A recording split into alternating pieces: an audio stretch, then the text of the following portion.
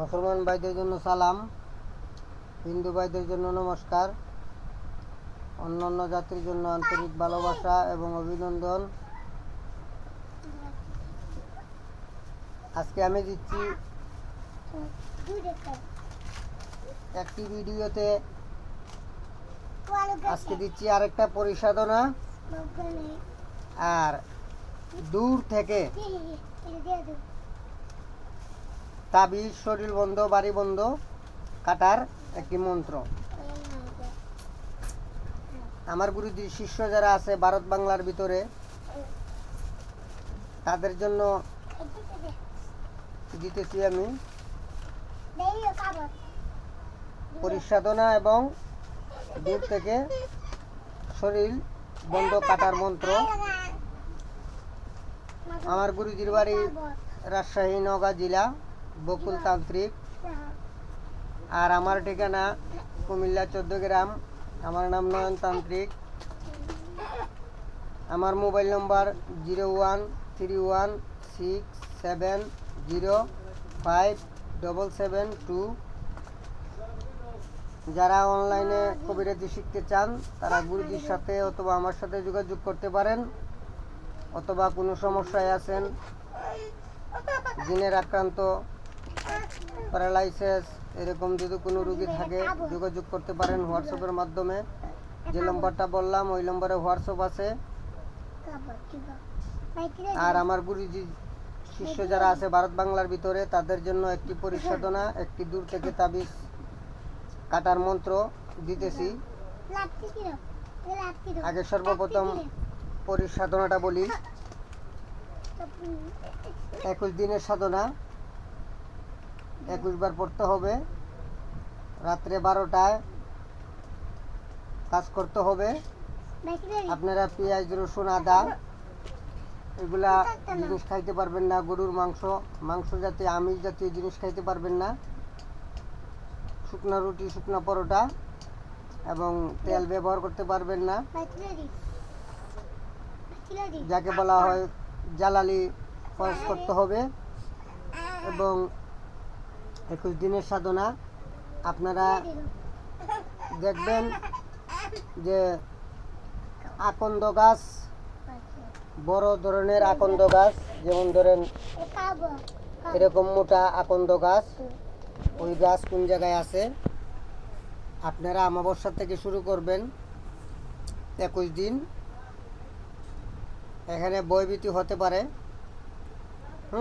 আপনারা ভয় পাবেন না, কারণ সাধনারই নাম জানিলে হয় না সাধনা। গভীর জলে ডুব দিতে হলে যে জন্য মরণের ভয় রাখে না।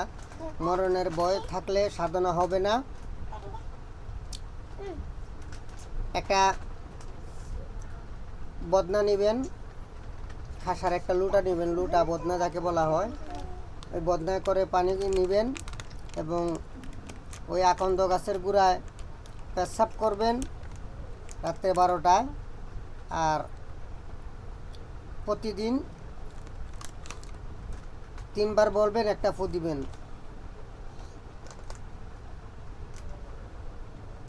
তিনবার বলবেন, একটা ফু দিবেন।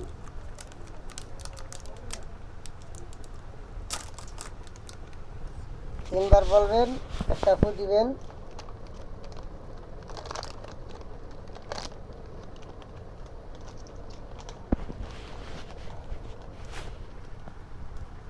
তিনবার বলবেন, একটা ফু দিবেন।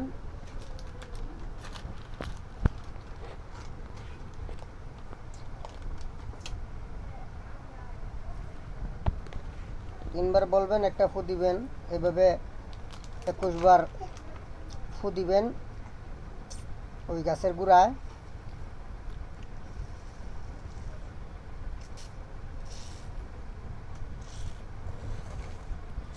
ইয়া জুলজুল, ইয়া জুলজুল, ইয়া জুলজুল, ইয়া জুলজুল, ইয়া জুলজুল, ইয়া জুলজুল, ইয়া জুলজুল 3 বার বলবেন, একটি ফু দিবেন। এইভাবে 21 দিন আমল করতে হবে। 11 দিনের মাথায় কিছু ভয়ভীতি হতে পারে, সাপ আসতে পারে, অথবা সাপের রূপ ধারণ করতে পারে, কুকুরের রূপ ধারণ করতে পারে, শিয়ালের রূপ ধারণ করতে পারে, বাতাস আসতে পারে, হঠাৎ করে আপনার শরীর ঝাঁকি মারতে পারে, ভয়ের কোনো কারণ নাই। যদি সাপ হয় 21 দিনের আগে ধরবেন না, যখন 21 দিন হবে তখন যদি সাপ হয়, হ্যাঁ, আপনি জাপটা মেরে ধরবেন। জাপটা মেরে ধরার সাথে সাথে একটা লাঠি হয়ে যাবে, তখন ওই অলৌকিক লাঠি দিয়ে আপনি অনেক কিছু করতে পারবেন। ওইটা হলো সাধনার নিয়ম। আর দূর থেকে যে তাবিজ কাটা মন্ত্রটা বলতেছি সেটা হলো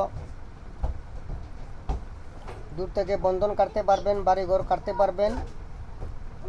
এগুলো মানুষের সেফটির জন্য করে, কিন্তু আপনারা যারা কবিরাজ আছেন, গুরুজি শিষ্য যারা আছেন ভারত বাংলার ভিতরে, যে কাজ করলে কাজ হয় না, তাদের জন্য ওই জিনিসটা দিতেছি। আপনারা বন্ধন কেটে তারপরে কাজ করবেন, ইনশাআল্লাহ আপনাদের কাজে সাকসেস হবে। আর আমার জন্য গুরুজির জন্য দোয়া করবেন। সর্বপ্রথম যে মানুষের তাবিজ কবজ কাটবেন, সাদা কাগজে কালো কালি দিয়ে একটি মানুষের ছবি অঙ্কন করবেন। অঙ্কন করার পরে তার মার নাম এবং তার নাম, তার বর্তমান ঠিকানা লিখবেন। লেখার পরে 7 বার বলবেন, 7টা ফু দিবেন, দাঁড়ালো শুরু দিয়ে 7 ভাবে টান দিবেন মাথা থেকে পা পর্যন্ত, আবার পেটের ওদিক থেকে ওদিক পর্যন্ত টান দিবেন, ওইভাবে 7 বার দিবেন। ইনশাআল্লাহ তাবিজ কবজ কেটে যাবে, তাবিজের কোনো ক্ষমতা থাকবে না। মন্ত্রটি বলতেছি, আপনারা শুনেন। আল্লাহু বাল্লাহু আদম শফিউল্লাহু, হাজারো বন্ধন পীর পয়গাম্বর কাটিয়া করলাম নাশ, আলী রে আলী হু আলী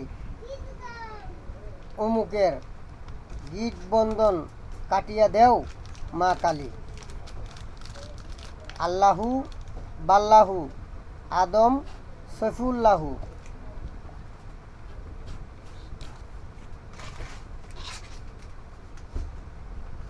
আদম শফিউল্লাহু,